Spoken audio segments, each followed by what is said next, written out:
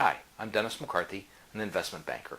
Welcome to the Equity Series, Raising Equity for Small Cap Public Companies. Now this video addresses one way for a company to use a shelf registration statement to raise equity through what's called a traditional registered offering. Now in the video on shelf registration, I said that in a shelf registration, typically the company doesn't initially specify when it will offer the securities, what type of security it will offer, how much money it plans to raise, and which broker-dealer will be involved.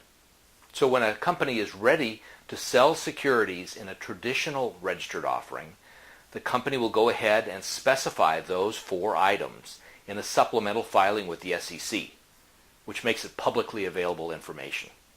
So, for example, a company would supplement its shelf registration with the SEC to specify that it planned to offer around $15 million of common stock through a broker-dealer like Monarch Bay as soon as it completed its 2-week roadshow to visit investors in several cities.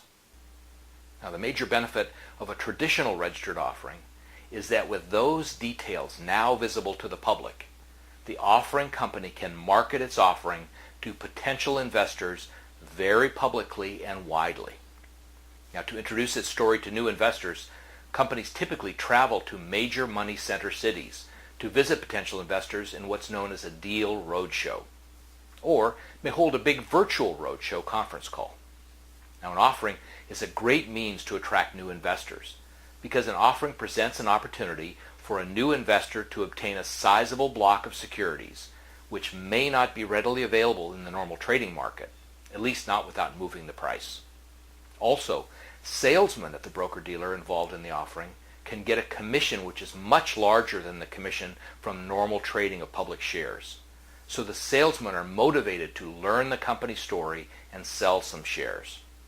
Now, all this offering activity should help the company's trading after the offering too. So what's the downside of a traditional registered offering? Well, because Wall Street knows that an offering is planned, it can put pressure on the stock price by selling the security short, hoping to buy the shares or cover the short at a lower price. Now, companies with a low average trading volume are more vulnerable to this Wall Street maneuver. Now, as I said in my video, how to get the best deal, it's key to raise equity before it's absolutely necessary so the company can defer an offering if it gets too expensive due to shorting. If investors think the offering is an absolute necessity and the company can't delay, shorting could be a big problem. So the trade-off is that with a traditional registered offering, a company can reach out to new potential investors, but this very visible public offering may attract Wall Street shorting and depress the stock price.